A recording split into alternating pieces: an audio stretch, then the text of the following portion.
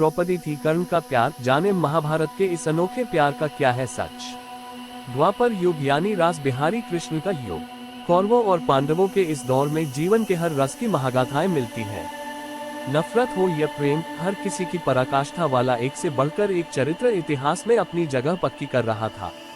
इनमें एक चरित्र ऐसा था जो अर्जुन से बढ़कर भी महान था और वह है कर्ण। महाभारत में अगर अर्जुन को नायक के तौर पर देखा जाता है तो कर्ण को भी उनके बराबर का दर्जा दिया गया है। जिस तरह महाभारत में अर्जुन की वीर गाथाएं लिखी गई है, उसी तरह कर्ण की भी एक से बढ़कर एक गाथाएं देखने को मिल जाती हैं।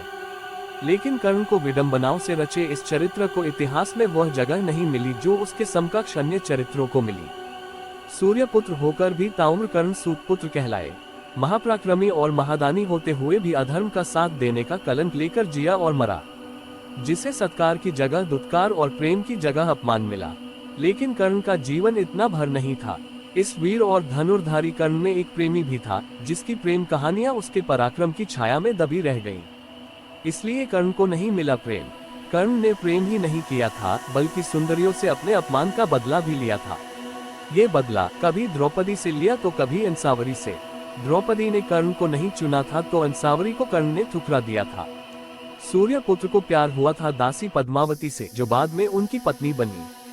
लेकिन कम ही जिक्र मिलता है कि कर्ण की एक और पत्नी थी, जिसे वृषाली या वरुशाली के नाम से जाना जाता है। कर्ण का पहला विवाह वरुशाली के साथ ही हुआ था।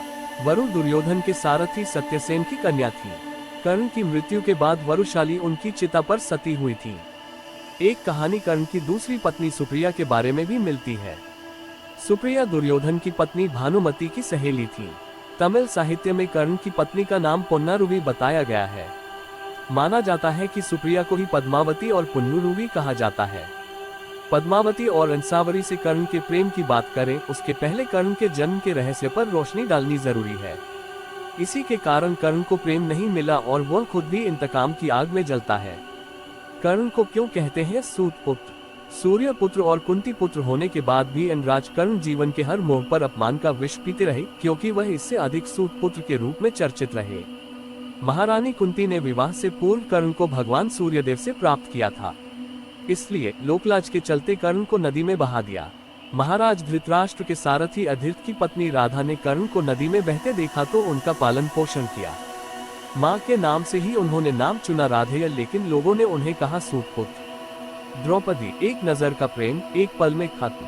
कर्ण की प्रेम कहानी में सबसे अधिक चर्चा द्रौपदी से प्रेम की होती है, लेकिन शास्त्रों में कहीं इस बात का जिक्र नहीं है कि कर्ण और द्रौपदी एक दूसरे से प्रेम करते थे। कर्ण महाकाव्य का अंतरलोक लिखने वाली कश्मीरा सिंह कहती हैं, जब द्रौपदी का स्वयंवर रचा गया तब अन्य राजाओं की तरह अनराज कर्ण भी वहां पहुंचे। उसकी वीरता के बारे में सुनकर द्रौपदी उसकी तरफ आकर्षित जरूर हुई, लेकिन कृष्ण को इसका पता चल गया। श्री कृष्ण के कहने पर धृष्टद्युम्न ने कर्ण को सुतपुत्र कहते हुए स्वयंवर में भाग लेने से मना कर दिया। प्रेम का यह अंकुर फूटने से पहले ही दफन हो गया। इसके बाद द्रौपदी और कर्ण के प्रेम की बात कहीं नहीं आई। द्रौपदी के स्वयंवर में अपमानित होकर कर्ण अपने राज्य लौट रहे थे। इसी दौरान जंगल में कर्ण ने देखा कि कुछ बदमाश दो सुंदरियों को घेरकर उनकी इज्जत से खेलने की कोशिश कर रहे हैं। इनमें से एक राजा चित्रवत की पुत्री अंसावरी तो दूसरी उनकी दासी धूमसेन की पुत्री पद्मावती। दुराचारियों ने राजकुमारी अंसावरी पर हमला किया तो पद्मावती सामने खड़ी हो गई। तभी कर्ण पहुंचे और अपने बाणों से दुराचारियों को मार भगाया, परंतु इसी बीच एक दुष्ट ने कर्ण के सिर पर वार कर दिया और वह मूर्छित हो गए। राजकुमारी अंसावरी भी बेहोश हुई। पद्मावती कर्ण और अंसावरी को रथ में राजभवन ले गई। अंसावरी को राजभवन छोड़कर कर्ण को पिता के घर ले गई। पद्मावती के पिता ने वैद्य को बुलाया और उपचार के बाद कर्ण ठीक हो गए। कर्ण पास बैठी पद्मावती को देखते कि देखते रह गए। दोनों मन ही मन एक दूसरे से प्रेम करने लगे। उधर अंसावरी ने पिता को कर्ण की वीरता की कहानी सुनाई तो महाराज चित्रवत का सैनिक उनका संदेश लेकर कर्ण के पास पहुंचा। कर्ण सैनिक के साथ चित्रवत के राजभवन गए, जहां राजकुमारी अंसावरी ने उनका स्वागत किया। महाराज चित्रवत कर्ण से कहते हैं कि आपने मेरी बेटी के प्राण बचाकर बड़ी कृपा की है। मेरी इच्छा है कि आप कुछ दिन रुककर मेरा आतिथ्य स्वीकार करें। कर्ण मान जाते हैं। कर्ण और राजकुमारी अंसावरी एक दूसरे के करीब आ जाते हैं। अंसावरी अपने मन की बात अपनी सखी व दासी पद्मावती को भी बताती है। हालांकि पद्मावती अपने प्रेम की बात छुपा जाती है। कुछ समय बीतने पर कर्ण महाराज चित्रवत से राजकुमारी इंसावरी का हाथ मांगते हैं। ये सुनते ही राजा चित्रपत क्रोधित हो जाते हैं और कहते हैं, हे अनुराज कर्ण, मैं तुम्हारी वीरता का कायल हूँ, लेकिन तुम्हारी और हमारी बराबरी नहीं। हम क्षत्रिय हैं और तुम सूत पुत्र हो, इसलिए मेरी पुत्री का विवाह तुमसे संभव नहीं है। कर्ण कहते हैं कि आपकी पुत्री भी मुझसे प्रेम करती है, लेकिन जब इंसावरी को कर्ण के सूत पुत्र होने की बात पता चलती है तो वह भी शादी से इनकार कर देती है। कर्ण इस अपमान से दुखी होकर अपने राज्य लौट जाते हैं। कुछ समय बाद राजा चित्रवत अपनी पुत्री इंसावरी का स्वयंवर कराते हैं। भगवान सूर्य के कहने से कर्ण भी स्वयंवर में पहुंच जाते हैं, लेकिन कर्ण को देखकर राजा उनका अपमान करते हैं। कर्ण कहते हैं कि हाँ, मैं सुत पुत्र हूँ, लेकिन सभी क्षत्रिय राजाओं को एक साथ युद्ध में हरा सकता हूँ। कर्ण अपने बाणों से वहां उपस्थित सभी राजाओं समेत महाराज चित्रवत को भी सिंहासन से बांध देते हैं। सभी कर्ण से हार मान लेते हैं। इसके बाद महाराज चित्रवत पुत्री से विवाह के लिए तैयार हो जाते हैं, लेकिन जैसे ही राजकुमारी इंसावरी वरमाला लेकर कर्ण के गले में पहनाने का प्रयास करती है, कर्ण पीछे हट जाते हैं। अपमान की आग में जल रहे कर्ण कहते हैं, हे राजकुमारी, मैं तुम जैसी स्वार्थी से विवाह नहीं करना चाहता।